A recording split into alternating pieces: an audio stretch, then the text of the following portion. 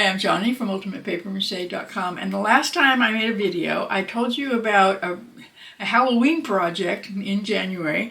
I'm a little ahead of time, but it's a really big project and it'll probably take 10 months to get it all done. And the project was to make little goblins stealing produce from my garden, kind of handing it over the fence to each other and running off, and there would be a whole family of them. And I've been thinking about it for a long time. And I thought the first thing that I should do is kind of get an idea of what these little characters would look like. The idea came to me first because of the combination of goblins and vegetables that were in Christina Rossetti's poem, The Goblin Market. Now I know that her goblins were happy in the beginning of the poem because they're doing something kind of sneaky and they're getting away with it in the beginning. In the end, of course, they're angry because they're not getting away with it anymore, and I'm going to ignore those guys because they were really mad. But there was something about the poem that I had forgotten since I read it first 65 years ago, and that is that a lot of her goblins weren't little people-like creatures. She called them goblin men, but a lot of them actually had owl or rat or other animal faces. And that was something I'd never considered, so I decided to try that. You know, just maybe it would work. Wasn't what I had in mind originally, but maybe it would work. I did try it. I made a kind of a rat-human thing that totally hated it. I didn't take any pictures or anything. I really hated it, but the only thing I did like was the ears. So I took all the clay off my mannequin and started over, and this is what I ended up with. But I like it so much that I'm actually going to keep it, and it gives me an excuse to do another experiment. I did kind of stretch things out a bit because of those animal faces that are in the poem, but I tried to make him look human, except for those ears, of course. I was just throwing clay on there and having fun. But I did have the video camera turned on, so I'll go ahead and show you how I made this guy, and then I don't have time for that next experiment, which may or may not work. So I may or may not show it to you, but I'll tell you all about that at the end of the video. The one part of the rat-faced goblin that I actually liked, other than the ears that I kept, was that he had a sharp face with a long muzzle. So I wanted my human-style goblin to have a long nose, a small chin, and an overbite to kind of bring the front of his face to a point. So that's basically the only plan I had before I started this guy. As you watch me do it, you're going to see that there's no method to it, and your art teacher would probably not approve. I'm just throwing clay on my mannequin to see what happens. I'm using the mannequin that I made last year, and this one was printed smaller than 100%. I think it's 75%, but I'll have to measure it. I'll put that down below in case you're interested. If I wanted to make a wearable mask using the mannequin and this whole process, then I'd use the full-sized one, because that's almost exactly the same size as my face, coincidentally. But this smaller one is a lot more fun to work with on projects like this, where I'm just really playing around. And I'm using an oil-based plastilina today. I started with a thin strip of clay for his lower lip. That's what you already saw me doing, and I added a strip for his chin. And then I put another flat strip for his upper teeth. I really like the way the donkey pattern came out with just his upper teeth showing. I just thought he was a lot of fun, and so I kind of wanted to get that same look on this fellow. Then I added his upper lip.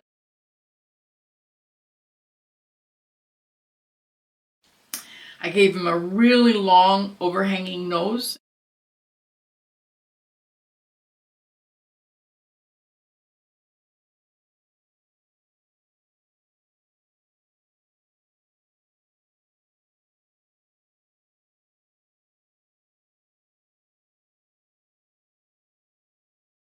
And some nostrils.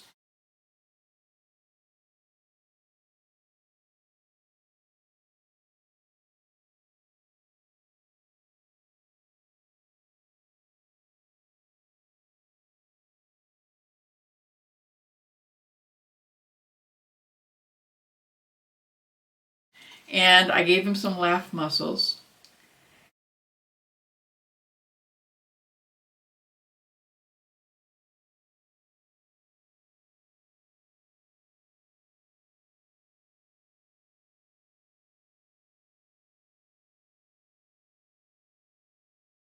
And then I took off his nose and his upper lip because he didn't have the overbite I wanted. And his nose didn't push forward enough, so it just didn't have that sharp look I was after.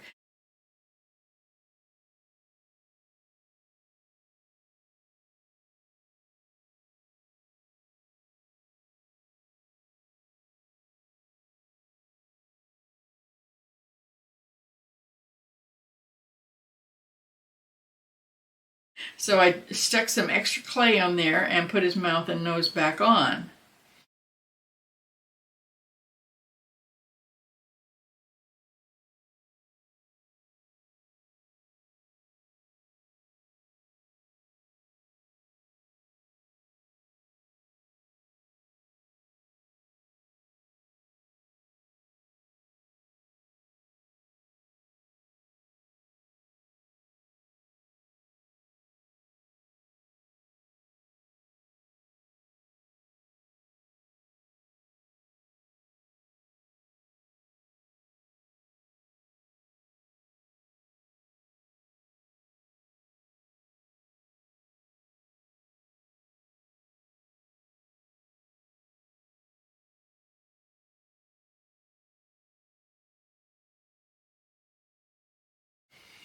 I had to fix the smile muscles, of course, because they didn't meet up with the nose anymore.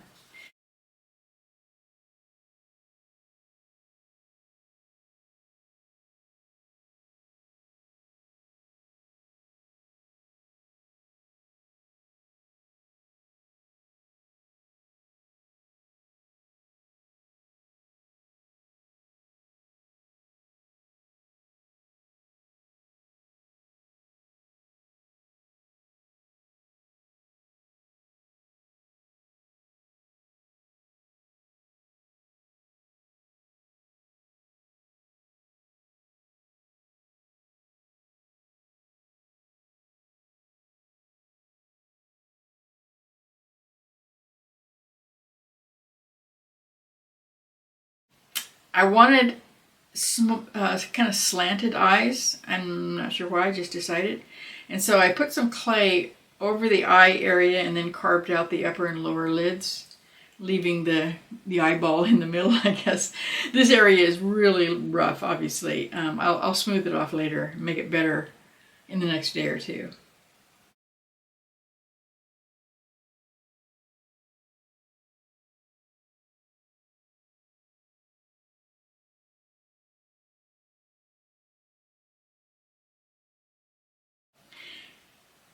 I wanted his eyebrows to be kind of shaggy, old man kind of eyebrows.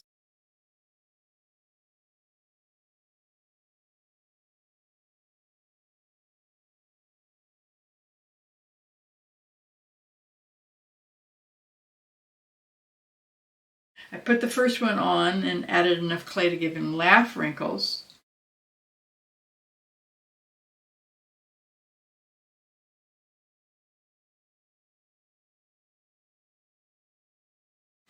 And then I put his second eyebrow and wrinkles on.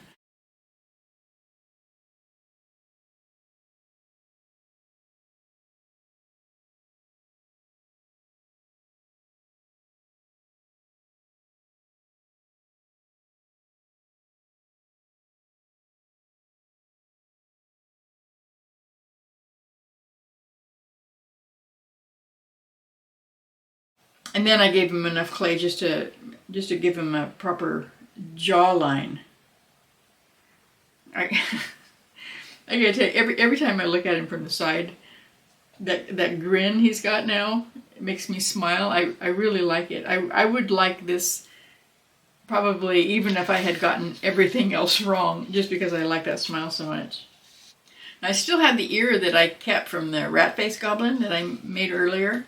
And I had kept that one because I really liked it, and it has the same shape as almost every goblin that you see online. So I decided that if everybody else is doing it, then that must be what goblins look like. So, and I stuck it on this guy. And then I warmed up my clay again because it was getting kind of cold, and I made his other ear, but the clay was still too warm, so it kept falling off. It did eventually cool off. And then I decided that his ears needed some whirls and dips, kind of like our ears, and so I played with that for a few minutes.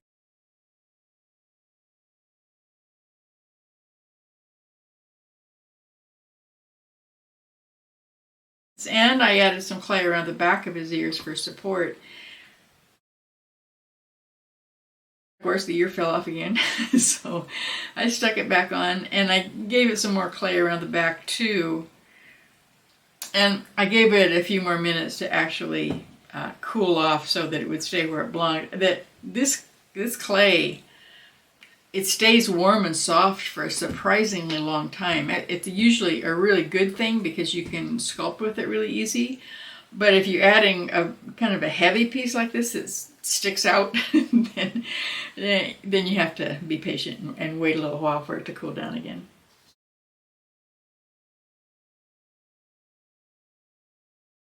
While I was putting this guy together, the book I ordered, Brian Froud's Goblin, showed up in the mail. Just love it. And he does have a lot of goblins in here that look like animals, kind of, sort of.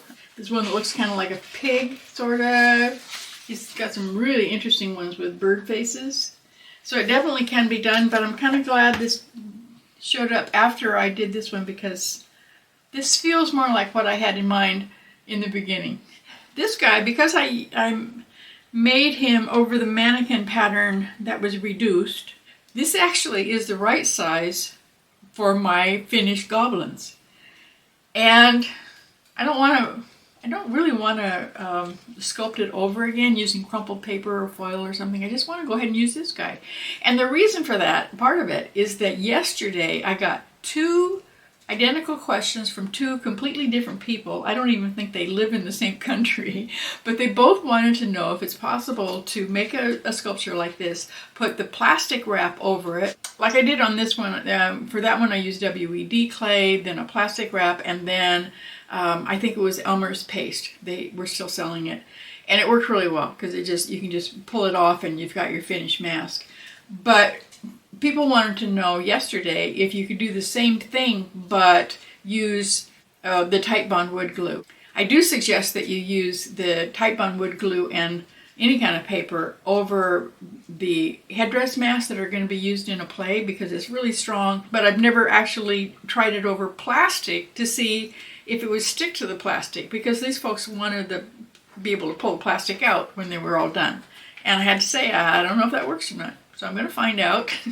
Now the next thing I want to do is clean this guy up because he's really rough right now. I did not expect to keep him until I discovered I really liked him.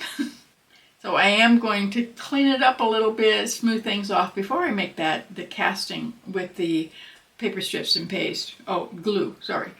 Paper strips and glue. I will have to take the ears off and use them as a pattern for a cardboard ear because if you put paper mache over those ears, there's no way you could get that clay out, and you don't want to leave oil-based clay on the inside of any paper mache. The oil will eventually seep out and totally ruin it. So watch for that. Go make something and then come visit me, ultimatepapermache.com. I'll see you there.